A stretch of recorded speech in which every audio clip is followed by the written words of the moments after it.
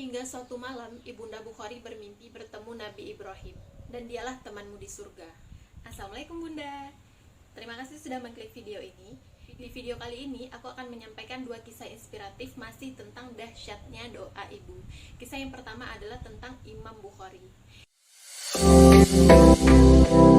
Siapa sih yang tidak kenal Imam Bukhari? Beliau adalah guru dari para guru dan punggawa para ahli hadis. Nama lengkapnya adalah Muhammad bin Ismail bin Ibrahim. Lahir pada tanggal 13 Syawal 194 Hijriah. Ayahnya bernama Ismail bin Ibrahim bin Al-Mughirah.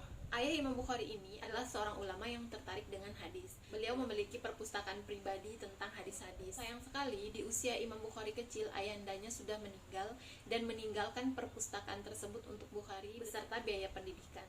Dari peninggalan itulah bekal untuk Imam Bukhari menjadi seorang punggawa hadis. Tak lama setelah ayahnya meninggal, Bukhari mengalami sakit mata yang menyebabkan kebutaan.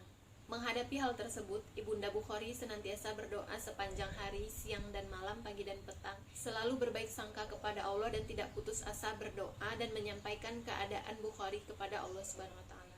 Hingga suatu malam, Ibunda Bukhari bermimpi bertemu Nabi Ibrahim. Beliau berkata, "Wahai perempuan, sungguh Allah akan mengembalikan penglihatan putramu karena banyaknya tangisanmu dan banyaknya doa yang kau lantunkan." Setelah itu, atas izin Allah Subhanahu wa taala, Imam Bukhari kembali bisa melihat.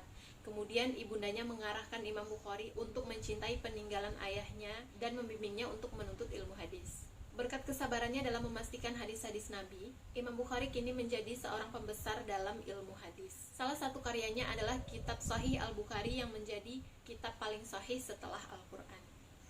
Imam Muslim pernah bertemu dengan Imam Bukhari dan berkata, "Izinkan aku mencium kakimu, wahai ustadznya para ustadz, pemimpin para ahli hadis, dan dokter dalam menganalisa cacatnya hadis." Imam Muslim ini adalah seorang punggawa hadis juga dengan nama lengkap Al-Imam Abu Husain Muslim bin Al-Hajjaj Al-Qushairi An-Nasaburi. Dengan karyanya yang terkenal adalah Sahih Muslim. Begitulah kisah Imam Bukhari kecil. Beliau sembuh dari penyakit mata berkat ibundanya yang tidak putus asa berdoa kepada Allah Subhanahu wa taala. Lagi-lagi kita bisa mendoakan yang baik untuk anak kita ya bun. Kisah kedua ini adalah tentang kisah Nabi Musa.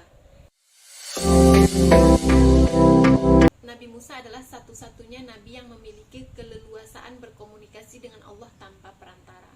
Suatu hari Nabi Musa bertanya kepada Allah, "Ya Allah, siapakah yang akan menjadi temanku di surga?" Lalu Allah menjawab, "Pergilah ke desa Fulani, datangilah pasar Fulani, engkau akan mendapati seorang penyembelih hewan dengan ciri-ciri seperti ini, dan dialah temanmu di surga." Karena penasaran, keesokan harinya Nabi Musa mendatangi desa yang telah disebutkan oleh Allah, kemudian mendatangi pasar yang disebutkan, dan mencari seorang penyembelih hewan dengan ciri-ciri yang telah disampaikan. Kemudian Nabi Musa menemukan orang tersebut. Nabi Musa mengamati dari jauh, tidak ada yang spesial dari orang ini. Tapi kenapa dia bisa menjadi temannya di surga kelak? Nabi Musa penasaran. Kemudian Nabi Musa menunggui hingga sore hari. Ketika akan pulang, si penyembelih hewan mengambil sepotong daging dan membawanya ke rumah. Nabi Musa alaihissalam mengikuti pemuda tersebut. Sesampainya di rumah, dia memasak daging yang telah dibawanya tadi sehingga matang. Setelah makanannya siap disajikan, si pemuda masuk ke dalam kamar dan membawa keranjang di punggungnya. Dari keranjang tersebut, dia mengeluarkan seorang nenek tua renta yang ternyata adalah ibunya. Dia menyuapi ibunya dengan penuh kasih sayang hingga makanannya habis, kemudian digantikan pakaiannya, kemudian keranjangnya dibersihkan, dan ibunya diletakkan kembali ke dalam keranjang untuk beristirahat. Dan ibunya berdoa dengan lirih, "Ya Allah, jadikanlah anakku teman Nabi Musa di surga kelak." Menyaksikan hal tersebut, Nabi Musa mengetahui alasannya, kenapa si pemuda penyembelih hewan ini yang akan menjadi temannya di surga kelak. Ternyata karena dia sangat memuliakan ibunya, dan ibunya sangat tulus berdoa kepada Allah Subhanahu wa taala. Lagi-lagi ini adalah karena doa ibu. Karena doa ibu, anaknya menjadi teman Nabi Musa di surga. Jadi bunda, mari kita berdoa yang baik untuk anak kita, untuk investasi di masa depan anak kita. Investasi dalam bentuk doa. Jangan putus berdoa untuk kebaikan anak kita di masa depannya. Demikian video kali ini, terima kasih sudah menonton.